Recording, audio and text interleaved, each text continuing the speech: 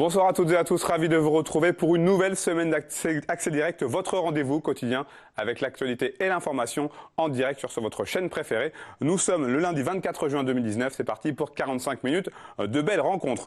Au programme ce soir, de la culture avec le Château d'Auduin qui prépare sa saison estivale.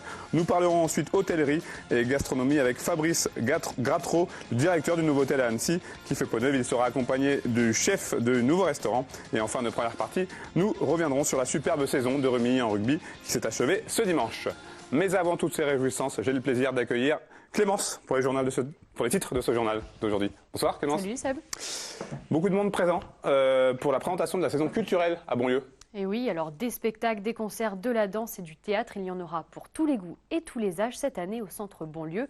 La scène nationale a donc dévoilé la programmation de sa saison 2019-2020 et c'est Emmanuel Joute qui nous en dira un petit peu plus dans le JT. On reste à Annecy avec de l'art du côté du Haras. Dessine-moi un mouton, disait le Petit Prince d'Antoine de Saint-Exupéry. Alors ce sont les enfants de l'association Aux Savoyardes Passage qui ont pu dessiner des moutons et autres œuvres sorties tout droit de leur esprit qu'ils ont gravé donc sur un mur d'expression installé au Haras à Annecy. Merci beaucoup Clémence, tu reviens un petit peu plus tard. Allez, on passe notre première rubrique. Je vous en prie. Dans notre rubrique culture avec Sonia Razafandranali et Hugues de Certeau. Bonsoir. Bonsoir. Bienvenue à vous deux, merci d'être présents sur ce plateau. On va parler avec vous du Château d'Auduin, de la saison estivale qui va bientôt débuter, qui a même commencé. Sonia, vous êtes chargée de la communication de l'association La Presqu'île de l'Imaginaire. Monsieur de Certeau, le président de cette association, gestionnaire du Château d'Auduin. Avant toute chose, un petit rappel historique sur ce château. Le château de Douin, il a une histoire millénaire, un peu comme l'abbaye de Talloires. Il est d'origine moyenâgeuse. L'origine est datée de 1100. C'était propriété des seigneurs de Douin jusqu'en 1530 à peu près. Les seigneurs de Douin étaient une famille vassale des comtes de Genève, donc c'était dans le Genevois. Et ils contrôlaient la route entre Genève et Moutier. Ensuite, ça a appartenu à la branche cadette des ducs de Savoie, les Genevois-Nemours, jusqu'à la fin du XVIIe. Et c'est les Salles, la famille de Salles, qui est une grande famille de Savoie, qui a transformé la forteresse en un château résidentiel avec un parc et ses terrasses qui descendent vers le lac, un pavillon de musique au bord de l'eau et des salons richement décorés à l'intérieur. C'est ce qu'on appelle aujourd'hui un bien national ? Un bien national, je ne sais pas. En tout cas, il a été préempté à la Révolution pour être revendu effectivement comme bien national à la fin du XVIIIe siècle, pardon. Et il a été racheté ensuite par le baron de Ruffy au XIXe. Le baron de Ruffy, c'était un homme politique important en Savoie qui a notamment œuvré pour le rapprochement avec la France. Alors Sonia, beaucoup d'événements cet été, tout au long de cet été, au Château d'Auduin, avec plusieurs gros rendez-vous. Ça commencera notamment le 2 juillet avec une projection sous les étoiles. Vous avez choisi un classique récompensé à Annecy en 1993. Oui, Porco Rosso. Donc c'est une manifestation qu'on organise en partenariat avec le Festival international. C'est un peu le festival qui joue les prolongations. Du film d'animation, ouais. Donc c'est eux qui ont fait le choix de ce film. Donc effectivement, ça va être une manifestation gratuite pour les familles. Et puis effectivement, le film sera projeté à 22h et avant, le site sera ouvert dès 20h pour que tout le monde puisse profiter du lieu avec des animations, des jeux et puis bar et restauration sur place. Justement, le cadre de ce Château d'Auduin, c'est un formidable ambassadeur quand on organise des manifestations comme les vôtres. Évidemment, de toute façon, c'est le cadre qui inspire absolument tout le projet artistique du lieu parce que l'association s'appelle La Presqu'île de l'Imaginaire. L'idée, c'est vraiment de dérouler le film de l'onirisme et de la poésie qui est inspiré quand on est sur cet endroit absolument incroyable du lac d'Annecy. Un mot sur ce film, Porco Rosso, qu'on connaît, un classique. Oui, Porco Rosso, c'est le premier chef-d'œuvre de Hayao Miyazaki. C'est un pilote qui a été transformé en cochon et qui parcourt la mer Adriatique avec son magnifique avion et qui vient en aide aux personnes en difficulté. Alors, ensuite, on aura le droit de la musique, notamment Absolument. avec 2 concerts les 24 et 25 juillet. Tout à fait. 2 concerts, donc qu'on a appelé les concerts suspendus, avec 2 soirées assez différentes. La première soirée, le 24 juillet, on aura le plaisir d'accueillir Raoul Midon, qui est un artiste international 2 fois nommé aux Grammy Awards. On compare souvent sa voix à Stevie Wonder. C'est vraiment un artiste, un aventurier éclectique qui transforme son instrument en orchestre et sa voix en chœur. Il sera en première partie précédé de Faraj Suleiman, qui est un pianiste palestinien virtuose qui mêle avec brio le monde oriental et le monde occidental. Et puis la deuxième soirée, le 25 juillet. En première partie, on aura Mambochic, qui est une DJeuse annécienne, qui mixe des ondes un peu plus tropicales avec un son plus africain, caribéen et latin. Elle est solaire, elle a vraiment une énergie solaire et elle nous fera danser. Et elle sera suivie de Cléa Vincent, une jeune auteure-interprète française qui fait plutôt une musique pop, qu'on qualifie un peu de pop nocturne, mélancolique. Elle développe un petit peu son travail dans la droite lignée de la variété chic. On pense souvent à Michel Berger ou Véronique Sanson. Elle est très, très poétique et très, très créative. Un programme très varié. Absolument. L'idée, c'est vraiment de toucher un public, un très grand public avec ces 2 soirées. C'est effectivement ce qu'on souhaite faire pour ces 2 concerts. Hugues de Certeau, un mot sur cette association, la Presqu'île Imaginaire que vous présidez. Oui, alors moi j'ai repris la gestion du site il y a quelques années. Il m'a tout de suite semblé que c'était un site qui avait une autre dimension que la dimension familiale. C'est un site qui intéresse pour moi les 2 Savoies. Et je trouve que il y a un côté assez magique, assez extraordinaire. Et pour moi, le sens de ce site, c'était d'y faire du culturel, en fait, des événements culturels. Et donc j'ai réfléchi au départ avec le département sur la création de cette association et très vite on a eu une équipe, un conseil d'administration assez riche avec l'école d'art d'Annecy, Nicolas Chalvin qui est chef d'orchestre de l'Orchestre des Pays de Savoie, Gérard Séguret qui est un ancien banquier qui a eu des postes très importants et qui nous aide sur la partie mécénat. Et depuis maintenant septembre dernier, 2 bénévoles que sont Sonia et Arthur Palais, 2 anciens de Bonlieu, qui sur le côté communication et le côté technique, qui nous permettent d'avoir tout de suite un programme très ambitieux dès cette année. Au niveau du programme, justement, un petit peu plus tard dans l'été, la douce rêverie, là on parle de théâtre. Oui. Théâtre et art du geste. Donc l'idée de ce week-end, encore une fois, c'est d'inviter tout à chacun et puis les familles à venir découvrir des formes un peu différentes puisque le site se prête aussi bien à des concerts qu'à des performances puisqu'il y a plein de petites terrasses comme ça qui vont vers le lac. Et donc l'idée, c'est vraiment d'accueillir des circassiens, des comédiens, enfin des performances un peu différentes. Et la rêverie, c'est vraiment l'idée de se laisser tranquillement aller sur ce site et de se réveiller en douceur pendant ces 2 jours de spectacle. En quoi ça vous a semblé logique d'associer ce monument qui est un monument historique, symbolique du département, à la culture? Tout est culturel en fait. Moi, j'aurais tendance à ne pas faire distinction entre patrimoine et culturel. Déjà, le patrimoine en lui-même historique, c'est de la culture. Et ensuite, tel qu'il a été conçu au XVIIIe par la famille de Sales, c'était un site extrêmement raffiné, tourné autour de la culture, parce que les Sales étaient des érudits, des amateurs des Lumières, des lecteurs des Lumières, amateurs de poésie, de théâtre, et ils ont créé en fait au XVIIIe, pour moi, un lieu culturel. Et l'idée, c'est simplement de faire revivre ce lieu et de lui redonner sa vocation culturelle du XVIIIe, bien sûr en l'adaptant au XXIe et en faisant une programmation moderne, éclectique, ambitieuse. Merci beaucoup à vous 2. On vous souhaite évidemment une très très belle saison estivale. On espère que tout va bien se passer. Et puis on va croiser les doigts pour la météo, notamment pour la projection nocturne. Très important. Merci beaucoup. Merci beaucoup. Merci. À bientôt. Allez, on passe notre revue de presse avec Clémence qui est de retour sur ce plateau. Clémence, on va prendre un petit peu de distance. On a l'habitude de parler de la Haute-Savoie, de la Savoie, de l'Ain. Là, on va être dans un département où on n'a pas forcément l'habitude d'aller. C'est l'Allier. Oui, alors. Ça fait souvent partie de notre région. Est-ce que tu connais les flûtes de Berry? Non. Je connais le Berry, mais je ne connais pas les flûtes de Berry. Ce soir. Eh bien, ce sont tout simplement des embarcations typiques du 19e siècle. Et si je t'en parle ce soir, c'est parce que l'une d'elles vient d'être remise à l'eau après donc 10 ans de travaux. Alors, il s'agit d'une réplique et pas d'une ancienne barque qui a été donc réhabilitée, mais une réplique. Elle mesure 28 mètres de long, 2 mètres 60 de large et pèse tout de même quand même 16 tonnes et porte le doux nom d'Espanola. Alors, c'est une cinquantaine de bénévoles qui a œuvré à la construction de ce bateau. Et c'est donc ce samedi 22 juin qu'elle a pu enfin être mise à l'eau à Vallon-en-Sully, donc dans l'Allier, comme tu le disais pour commencer cette revue de presse. Une belle récompense et un très beau spectacle pour tous les spectateurs qui étaient là, venus voir sa mise à l'eau. Et puis, voir aussi d'un certain côté renaître du passé une embarcation qui avait disparu. Moi, ça m'a fait penser, cet article de France 3 aussi, aux projets qui ont eu lieu plus récemment, comme l'Hermione, ou ici, un petit peu plus proche, l'Espérance 3.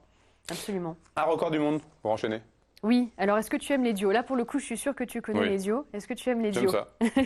Eh bien, à Alban-Lès, ils aiment ça aussi. Et dimanche avait lieu la fête du terroir. Et le record du plus long duo du monde a été une nouvelle fois battu. Cette année, attention Seb, il mesure 1 km 150 mètres contre 1 km 114 mètres l'année dernière. Et si je dis une nouvelle fois qu'il a été battu, c'est parce que la confrérie du duo n'en est pas à son coup d'essai. Chaque année, donc depuis 15 ans, elle participe à l'événement dans le but de battre son propre record année après année. Alors, l'histoire raconte que la viande, ensuite, elle n'a pas été gaspillée, bien sûr, elle a été distribuée et vendue, et les bénéfices récoltés ont été reversés à différentes associations, non pas de défense des animaux, mais plutôt pour lutter contre des maladies, contre la mucoviscidose ou encore différentes sortes de handicaps. Bravo. Ça te donne l'eau à la bouche, Voilà. un petit peu? Pourquoi pas. On part sur ta revue de presse qui est une spéciale canicule. Et forcément, ça ne vous aura pas échappé avec la canicule qui a commencé et qui va durer toute la semaine. Cause directe justement de cette canicule, les enseignes spécialisées en électroménager voient exploser leur nombre de climatiseurs ou encore de ventilateurs. Voilà, donc, sont face à une vraie vente exponentielle de ces articles. Et du côté de cette enseigne qu'on va nous citer, Darty, elle a annoncé une hausse de 600% de ses ventes de ventilateurs dans les différentes boutiques de son groupe par rapport à la même époque, à l'année dernière, donc au mois de juin en 2018. Pour les climatiseurs, cette hausse s'élève à 300%. Ça fait 20 ans que Darty n'avait pas vendu autant de ventilateurs dans un mois de juin. Plus de 400 magasins du groupe sont déjà en train de reconstituer leur stock. On ne parle pas encore de rupture de stock, mais on est en train de reconstituer le stock. Exemple précis, ce samedi, 22 juin, la boutique de Paris République a vendu plus de 1000 ventilateurs, donc c'est assez incroyable. Donc ça risque en tout cas de continuer vu les températures qui sont annoncées pour le reste de la semaine. Moi, j'en suis encore au bon vieux, comment est-ce qu'on appelle ça déjà? Éventail, oui, tout simplement. Et puis, où est-ce qu'on peut aller tout simplement pour se rafraîchir aussi? Oui, toujours en rapport avec cette canicule, le site de France Bleu, nos confrères de France Bleu Pays de Savoie, qui nous propose une liste des plages ouvertes sur le lac du Bourget et le lac d'Aiguebelette. Vous trouverez donc toutes les informations pratiques avec les tarifs, les horaires d'ouverture, les solutions d'ouverture et de surveillance et même les solutions de stationnement. Donc un article très complet pour savoir un petit peu où se baigner du côté du Bourget ou encore du lac d'Aiguebelette. Et puis éviter de sortir aux heures les plus chaudes, midi, 16h, on évite quand même. On reste au chaud. Enfin, on reste au chaud, au frais chez soi. Merci beaucoup Clémence. Allez, on enchaîne avec mes prochains invités. Je vous en prie, Fabrice Gratreau et Mathieu Laville. Bonsoir. Bonsoir. Alors vous êtes respectivement le directeur du Novotel Annecy et Mathieu Laville, chef du Crec, c'est comme ça qu'on prononce? Exactement. Le nouveau restaurant de cet hôtel. Fabrice, le Novotel a donc fait peau neuve après 6 mois de travaux. Pour quelles raisons ils étaient devenus indispensables, ces travaux? Alors pour ceux qui le connaissent, c'était à mon avis largement nécessaire.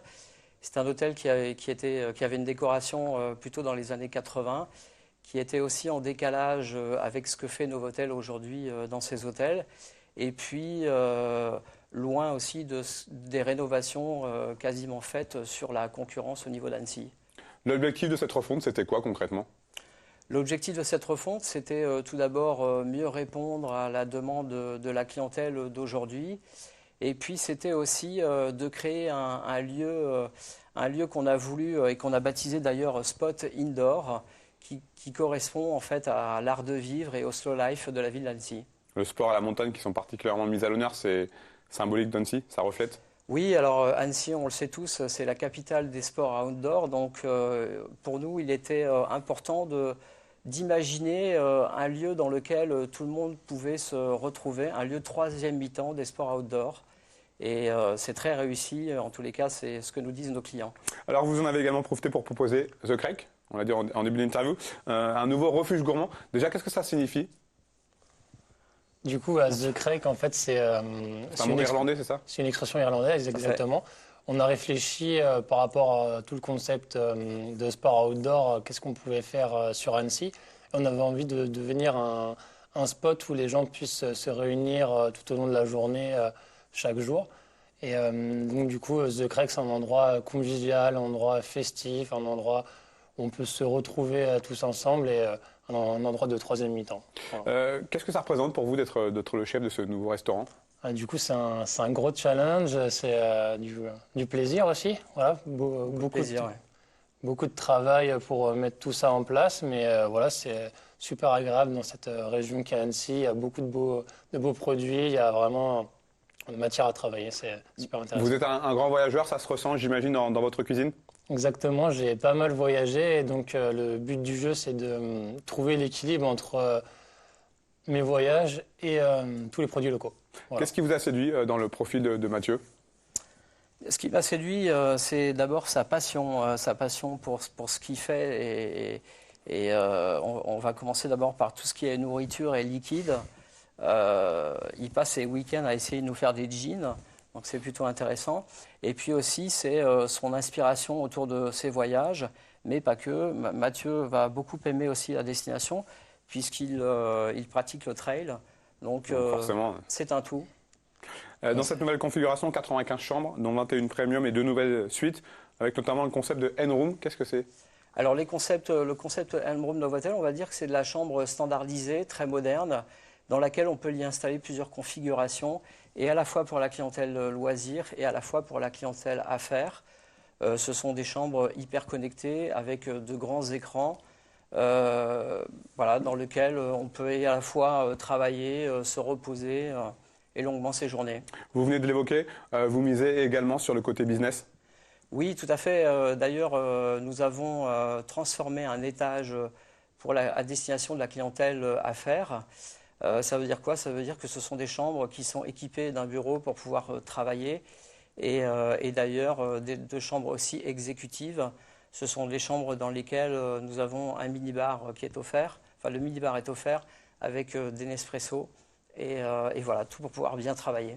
On sait qu'un des problèmes d'Annecy, c'est de trouver un restaurant ouvert le soir. Passer 21h, c'est compliqué. Enfin, en tout cas, qu'ils servent encore. Chez vous, ça sera possible? Oui, ça sera possible. C'est ouvert de 7h à 22h jusqu'au jeudi. Et puis 23h les vendredis et samedis. Avec des offres culinaires qui sont servies vraiment toute la journée. On va dire barista le matin. Planche apéritive, on a le brunch le dimanche qu'on propose de midi à 15h. Voilà, on a vraiment une offre assez complète. Tout au long de la journée, les clients peuvent s'y retrouver. C'est vraiment le lieu qu'on a voulu pour passer la journée entière. On peut venir boire un café le matin, travailler et partir sur un after-work avec des cocktails, une planche, des choses comme ça le soir. Et dans les... Pardon. Et puis l'autre nouveauté, peut-être que c'est ça que vous venez de dire, la création d'un coin boulangerie. Exactement. Oui, tout à fait. On a voulu amener un commerce de proximité dans l'établissement. Et ça, c'était vraiment une de mes volontés, à savoir s'ouvrir aux voisins, aux locaux. Et donc, on a associé un boulanger. Ce sont les frères Massé qui tiennent le comptoir du bar Annecy. Et donc, nous avons un corner bread qui est attenant à notre bar. Donc, ça veut dire qu'on peut venir acheter son pain aussi, 7 jours sur 7, repartir avec un sandwich. Exactement. Et puis après, on a fait toute une déclinaison fooding autour du pain, mais pas que. On peut repartir aussi avec un gâteau de Savoie pour nos voyageurs. Voilà. Et puis une épicerie fine dans lequel... C'est complet en tout cas. C'est très complet. Qu'est-ce qu'il représente, ce nouveauté d'Annecy pour le groupe Accor? Alors pour le groupe Accor, c'est avant tout un flagship, ce qu'on appelle un flagship. La destination est très prisée, donc l'occupation le permettait, nos résultats aussi économiques nous le permettent. Voilà, et puis cette destination nous le permet avec une attractivité et à la fois sur la clientèle affaires et à la fois sur la clientèle loisir. Dernière chose, très importante selon vous, la mise en place d'une charte hospitalité responsable. Il y a une vraie place faite à la démarche écologique. Oui, tout à fait. Alors, on a plusieurs démarches. Ça a commencé par les tenues de nos équipes en restauration, à savoir qu'ils sont tous équipés de chaussures entièrement recyclées par la start-up Saola, start-up ancienne. Et puis, pas que, puisque nous avons décidé de mettre en bouteille nos eaux plates et nos eaux gazeuses sur place pour éviter le plastique. Voilà. Merci beaucoup. Merci à vous deux et bon courage pour cette nouvelle aventure. Merci beaucoup. À bientôt. Merci, à bientôt. Au revoir. On termine cette première partie avec notre page sport. Frédéric Moine, Julien Vignois, bonsoir. Bonsoir. Je vous en prie. Vous êtes un des coprésidents, Frédéric Moine, un des coprésidents du rugby club Savoie-Rumi, pardon. Et l'entraîneur des avants, Julien Beigna. Merci déjà d'être présent, 24 heures après cette cruelle défaite en finale de Fédéral 2 contre Issoire. Alors on rappelle le scénario de la rencontre. Vous menez 30-29 à la 80e minute, mais vous êtes sanctionné, pénalité pour Issoire qui passe, et donc Issoire qui s'impose finalement 32-30. Julien, est-ce que la déception est passée, ou on s'est encore trop frais là, 24 heures après? Oui, c'est trop frais. C'est trop frais. Même à chaud, mais même dans 2-3 mois, même l'année prochaine, on y repensera encore. Clairement, moi, j'ai pas passé 10 minutes sans repenser à cette dernière action. Ça aurait récompensé tous les efforts qui ont été faits cette année, des joueurs, du staff, voilà, des présidents, pour les supporters, ça aurait vraiment valorisé tout ce boulot. C'est comme ça, il y a déjà la montée en Fédéral 1 qui a quand même acté ça, mais ça aurait été bien. Ça aurait été bien, c'est cruel pour Rumi, c'est le mot, quoi. C'est le mot, on l'avait, et donc c'est sûr que l'ascenseur émotionnel a été dur, parce qu'on l'a, et puis on leur rend, quoi, tout simplement. Donc ouais, ça fait mal. Ouais. Frédéric, j'imagine que malgré tout, il doit y avoir un vrai sentiment de fierté qui vous anime, vous les dirigeants. Oui. Alors c'est vrai qu'au coup de sifflet final, c'est dur, c'est très dur. Et puis quand on prend un petit peu de recul, on se dit que finalement c'était une saison qui a été riche à bien des niveaux, sur le terrain, mais aussi hors du terrain. Je pense qu'on a engagé pas mal de chantiers cette année, qui fait que le club a vécu une saison assez exceptionnelle, mais surtout le départ d'un nouveau cycle, comme on l'avait annoncé en début de saison.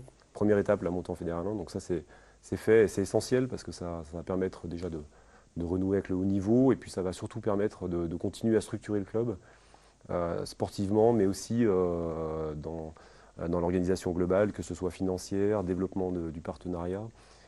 La Fédéral 1 impose ça, et donc c'est quand même une belle satisfaction. Et puis moi je veux profiter de ce soir pour remercier les supporters, parce qu'ils sont venus en masse hier, et je crois que cette année ils ont vécu, que ce soit le 26 mai avec la montée, et même hier, même s'il y a une grosse déception, ils ont vécu des beaux moments, et ça faisait longtemps qu'ils attendaient ça. De quoi vous êtes le plus fier en cette saison ? De plus fier, peut-être, alors c'est un travail collectif, mais je crois qu'avec l'arrivée de Julien, Nicolas aussi qui est arrivé en tant que directeur sportif, on a, il me semble en tout cas, essayé de faire évoluer un certain nombre de choses, changer un certain nombre de choses, tout en s'appuyant sur les fondations et les bases du club. Et on l'a fait plutôt, je pense, avec succès, parce que on parle de l'équipe première, mais c'est la vitrine bien sûr, mais les espoirs se sont qualifiés. On a chez les jeunes aussi des très bons résultats, on avance avec le centre d'entraînement labellisé. Donc il y a tout un tas de choses qui sont en train de se mettre en place. Et je pense qu'on y a contribué cette année. Et puis un objectif clairement annoncé. Alors on pouvait peut-être nous le reprocher en début de saison, mais au moins en l'annonçant clairement, le sportif en a fait son projet. Et puis au fur et à mesure de la saison, malgré les difficultés, ils ont rempli le contrat. Julien, pour en venir au match, Issoire a passé 6 pénalités ce dimanche. C'est beaucoup ? Beaucoup trop. Beaucoup trop ? Beaucoup trop pour une finale, oui, clairement. Il y a quoi, un manque de discipline chez vous ? L'arbitrage peut-être, je ne sais pas. Non, l'arbitrage a été très cohérent. Même la dernière pénalité, elle y est, il n'y a pas de débat. Il n'y a pas de débat, on n'avait qu'à se mettre à l'abri tout simplement et puis mieux gérer cette dernière action. Non, là, il n'y a aucun souci par rapport à l'arbitre, il n'y a pas de polémique, il n'y a pas... Non, de la fatigue, un manque de lucidité, il faisait plus de 35 degrés, et puis une saison dans les pattes, quoi. Une saison dans les pattes, donc ouais, c'était le maître mot discipline, on savait qu'ils avaient un très bon buteur. C'était le maître mot, on fait plus de 18 fautes, 3 cartons, donc ça on le paye à la fin, quoi. On le paye à la fin, malgré notre banc, ça a tiré sur la fin.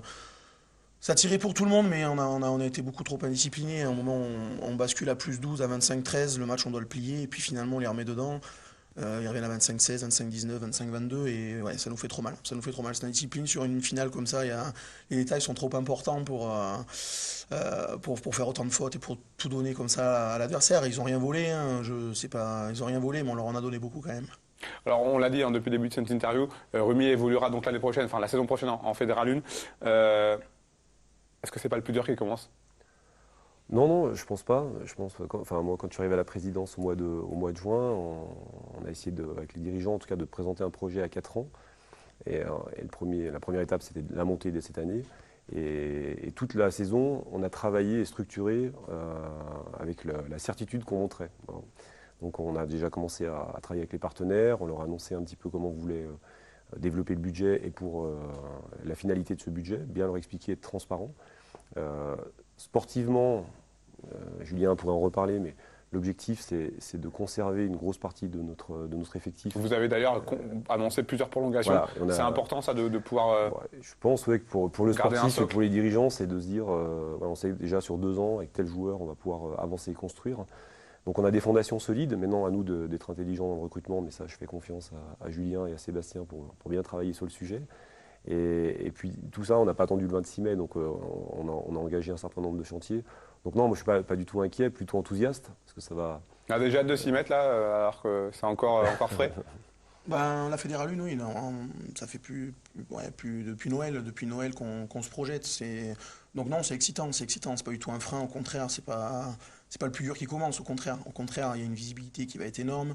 Alors c'est pas la même chose, c'est un nouveau championnat, donc il va y avoir des longs déplacements, l'intensité sera pas la même, clairement, on va vraiment passer un cap, mais non, c'est extrêmement excitant, puis c'est quelque chose qui a été mûrement réfléchi, qui a été travaillé, on se dit pas, on en Fédérale 1, qu'est-ce qu'on fait, donc il y avait déjà une grosse dizaine de signatures qui sont actées. Volontairement, on n'a pas voulu, on a priorisé les prolongations, annoncé les prolongations avant d'annoncer les recrues, parce que déjà par respect par rapport à nos joueurs actuels qui nous ont vraiment donné le change cette année, qui ont vraiment fait une belle saison. J'en profite pour les remercier sur l'investissement, sur leur engagement. C'est pour ça que j'aurais aimé qu'hier ils soient récompensés encore plus, mais voilà, ça a été mûrement réfléchi, on s'était déjà projeté depuis un bon moment, donc on n'arrive pas dans l'inconnu. C'est un championnat que je connais bien et qui est beaucoup plus exigeant, mais on s'y est préparé et on répondra présent sans difficulté. Merci beaucoup, bravo en tout cas pour cette super saison. On a eu beaucoup de plaisir, j'ai eu beaucoup de plaisir à venir vous voir plusieurs fois dans la saison, à prendre de vos nouvelles. On continuera bien sûr la saison prochaine avec Rumi en Fédérale 1. Ouais. Et puis j'en profite aussi pour vous souhaiter quelques bonnes petites vacances, une petite coupure quand même, bien méritée. J'en profite juste pour Fred l'a fait et je le fais au nom des joueurs, au nom du staff. Donc remercier notre staff médical évidemment, c'est du boulot de l'ombre, mais qui nous a fait un super boulot, qui nous a permis d'être frais en finale. Et puis je veux remercier tous les supporters. C'était vraiment une fin de saison fabuleuse, une effervescence. Et puis donc remercier tous les gens qui ont organisé les bus. Donc voilà, on ne les oublie pas et ils ont été vraiment primordiaux sur cette fin de saison. Donc merci à eux. Et puis voilà, on a des belles échéances l'année prochaine. Donc que cette effervescence continue, quoi. Exactement. Merci beaucoup. Merci beaucoup. À bientôt. Clémence est de retour pour le rappel des titres de ce journal du 24 juin. On ira du côté de Bonlieu qui a présenté sa saison culturelle. Et oui, alors concerts, danse, théâtre, spectacle, cirque, la liste est encore longue, il y en aura pour tous les goûts et tous les âges. Et puis le Hara, nouveau terrain d'expression. Oui, pour les jeunes de l'association Passage Annecy qui sont donc venus orner une nouvelle fresque située au Hara. Merci Clémence, on se retrouve dans quelques minutes pour le journal préparé par toute la rédaction. A tout de suite, ne quittez pas.